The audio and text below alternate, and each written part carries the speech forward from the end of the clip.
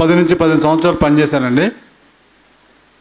ఎక్కడికి వెళ్ళినా కూడా 30 ఇయర్స్ లోపల ఉన్న వాళ్ళకే ఉద్యోగాలు ఇస్తున్నారు, అంటే ఈవెన్ ప్రైవేట్ ఉద్యోగాలు కూడా. సో 40 ఇయర్స్ దాటిన వాళ్ళకి ఉద్యోగాలు ఇవ్వట్లేదు, అంతే ఎక్స్పీరియన్స్ ఉన్నా ఉద్యోగాలు రావడం లేదు. సో అలాంటి వాళ్ళు మరి ఫ్యామిలీని ఎలా పోషించాలి, ఎలా బతకాలి? శభాష్, మంచి ప్రశ్న అడిగారు, చాలా మంచి ప్రశ్న. రఘువంశం అనే కావ్యం ఉంది. ఎవరు రాశారా రఘువంశ కావ్యాన్ని? కాళిదాస్. మనిషి జీవితంలో ఏ వయసులో ఏం చెయ్యాలి అనేటటువంటి విషయాన్ని రఘు మహారాజుని ఉద్దేశించి చెప్తాడు. శైశవేభ్యస్త విద్యానాం యవ్వనే విషయేషినాం వార్ధకే మునివృత్తీనాం యోగీనాంతే తనుత్యజాం. ఆయన అడిగిన ప్రశ్నకు కాళిదాస్ సమాధానం తీసుకున్నాను. ఏమిటయా? శైశవేభ్యస్త విద్యానాం. శైశవము అంటే శిశువుగా ఉన్నటువంటి దశ. కాళిదాస్ కాలం నాటికి పసివాళ్ళంటే 16 సంవత్సరాల లోపు వాళ్ళందరినీ విద్యార్థులుగా భావించేవాడు. 16 సంవత్సరాల వరకు విద్యను అభ్యసించండి. 16 సంవత్సరాల నుంచి 50 సంవత్సరాల వరకు కూడా సంసారాన్ని గడపండి. యవ్వనే విషయేషినాం వార్ధకే మునివృత్తీనాం. 50 ఏళ్లకే వాళ్ళు ముసల్తనాన్ని రిటైర్మెంట్ ప్రకటించారు. అక్కడి నుంచి మునివృత్తి చేయమన్నాడు. 70 తర్వాత యోగిగా మారమన్నాడు. అంటే time table of the life. దాన్ని మేము ఆధునిక శాస్త్రవేత్తలు ఆధునిక జీవితానికి అనుగుణంగా ఏం చేశామంటే 25 ఏళ్ల వరకు విజ్ఞానాన్ని సంపాదించండి, 25 నుంచి 50 ఏళ్ల వరకు కూడా ధనాన్ని సంపాదించండి, 50 నుంచి ప్రశాంతతను సంపాదించండి. అది జీవితం. ఆయన ప్రశ్న ఏమిటంటే 30 దాటిన తర్వాత ఉద్యోగానికి ఎవరు తీసుకోవడం లేదండి. ఎస్, ఎందుకు తీసుకోవాలి? అటువైపు నుంచి వస్తాను నేను, ఎందుకు తీసుకోవాలి? మిమ్మల్ని ఎందుకు తీసుకోవాలి? నా దగ్గర పరిగెత్తడానికి అవసరమయ్యే గుర్రాలు కావాలి. నాకు గుర్రం పరిగెత్తే వయసు ఎప్పుడు? సుమారుగా 12 సంవత్సరాలది పోనీ స్టేజ్ దాటిన తర్వాత 12 ఏళ్ల వయసున్న గుర్రం చాలా అవుతుంది. నేను 70 ఏళ్ల గుర్రాన్ని తీసుకుని పోటీలో పాల్గొంటానా? అతని కంపెనీకి అతనికి సంబంధించినంత వరకు అతను కరెక్టు, ముందు అలా ఆలోచిద్దాం. ఎస్, నన్నే ఎందుకు తీసుకోవాలి? రెండవది, మిమ్మల్ని ఎందుకు తీసుకోవాలో చెప్పేటటువంటి శక్తి మన దగ్గర ఉండాలి. నేను తప్పితే మీకు దిక్కు లేదు అనేటువంటి శక్తి రావాలి. ఒక కథ చెప్తాను దీనికి సంబంధించి, చిన్న కథ.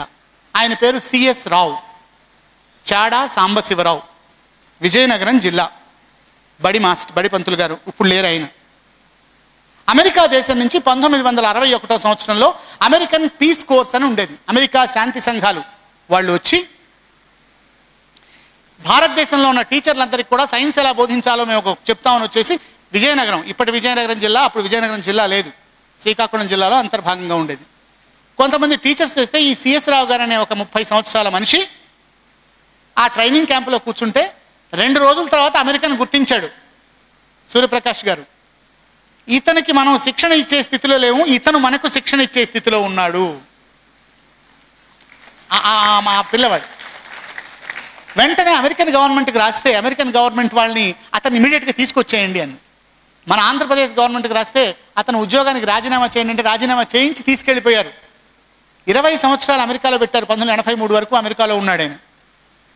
మళ్ళీ ఇండియాలో సేవ చేద్దామని ఇండియా వచ్చేసాడు అతను రాజీనామా చేసి. ఇండియాలో అతనికి ఉద్యోగం ఇవ్వలేదు. అప్పటికే అతని వయసు దాదాపుగా 50 సంవత్సరాలు. సూర్యప్రకాష్ గారు అమెరికాలో ఉన్నటువంటి అద్భుతమైన మేధావి. ఇక్కడికి వస్తే ఉద్యోగం లేదు, నీ ఏజ్ దాటిపోయింది, నువ్వు నాకు అక్కర్లేదంటే మొదలెట్టారు. చిన్న పబ్లిక్ స్కూల్లో కూడా ఉద్యోగం రాలేదు. పెద్ద డబ్బులు ఉన్నాడు కాదు. ఏం చేశాడు ఆయన? సిరా బుడ్డి తయారు చేశాడు. సిరా కరక్కాయలు తీసుకొచ్చి, నీలి బిళ్ళలు తీసుకొచ్చి సిరా తయారు చేశాడు. కళాలు తయారు చేశాడు, బాల్ పెన్నులు తయారు చేశాడు. ఓ సంచి వేసుకుని ఆ మేధావి విశాఖపట్నం రోడ్ల మీద అమ్ముకుంటూ తిరిగాడు. ఎగ్జిబిషన్ పెడితే రంగుల రాట్నం యొక్క బాల్ బేరింగ్స్ రిపేర్ చేయడానికి వెళ్ళాడు. బాల్ బేరింగ్స్ కొత్తగా అప్పుడే ఫ్రిడ్జ్ ఈ టెక్నాలజీ నేర్చుకున్నాడు. ఫ్రిడ్జ్లు రిపేర్ చేయడం మొదలెట్టాడు. 50 సంవత్సరాల మేధావి. అదే సమయంలో BHVP, Bharat heavy plates and vessels కంపెనీకి అమెరికన్ గవర్నమెంట్ నుంచి ఒక సైంటిస్ట్ వస్తూ ఉన్నప్పుడు ఈయన రోడ్డు మీద నడుచుకుంటూ వెళ్తుంటే ఆ car, are you looking like CS Rao, are you Rao అన్నట్ట. అవును, నేను ఏం చేస్తున్నావు అంటే కళాలు అమ్ముకుంటున్నాను, ఎగ్జిబిషన్లో రిపేర్ చేస్తున్నాను. నీలాంటి వాడు ఇక్కడికి తీసుకెళ్ళిపోయినాడు. బిహెచ్విపిలో కూర్చోబెట్టాడు. వాళ్ళు చెప్పారు 50 దాటిందండి, ఇతనికి ఏం ఉద్యోగం ఇవ్వడానికి వీలు లేదండి అని. ఇతనికి ఏం ఉద్యోగం ఇవ్వమంటే మీరు ఏ ఉద్యోగం ఇచ్చినా చేస్తారు అనేసరికి అప్పుడు క్రిస్టల్స్ మీద శాంపిల్ వెరిఫికేషన్కి ఒక మిషన్ వచ్చింది అక్కడికి. సూర్యప్రకాష్ గారు నేను చెప్తున్నాను, శాంపిల్ వెరిఫికేషన్ మిషన్ వచ్చింది. ఆ మిషన్ ఎలా ఆపరేట్ చేయాలో ఎవరికి రావడం లేదు. టెక్నీషియన్ రావాలండి, అతను రాలేదన్నాడు.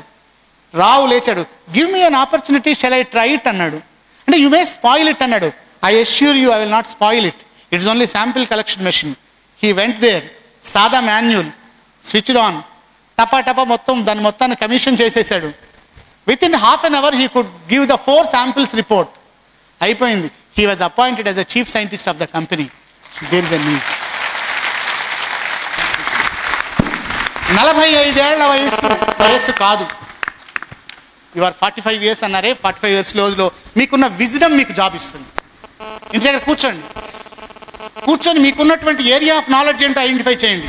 నేను వెళ్ళి లెక్కలే రాస్తాను, సైన్సే చెప్తాను, ఇది తప్ప ఏది చేయనండి. నేను అడుగుతాను, నా దగ్గరికి వస్తారు కొంతమంది ఆడపిల్లలు మగపిల్లలు, సార్ నాకు ఏదైనా ఉద్యోగం ఇవ్వండి. అమ్మా నీకు DTP వచ్చా? అది రాదండి. మరి ఏమొచ్చు? నేను లెక్కలు రాస్తాను, కంప్యూటేషన్. ఏమైనా టాలీ సాఫ్ట్వేర్ ఇస్తాను, బాగు చేయగలవా? అది రాదండి. ఒక్కళ్ళ దగ్గర కూడా నేను నేర్చుకొని వస్తానండి, నాకు ఆ ఉద్యోగం ఉంచుతారా అనే మనిషి నాకు కనిపించలే. ఉద్యోగం అనేటటువంటిది నువ్వు ఒక అవసరంగా మారాలి వాళ్ళకి, వాళ్ళు నీకు అవసరంగా మారకూడదు. అటువంటి స్థితి తీసుకురండి.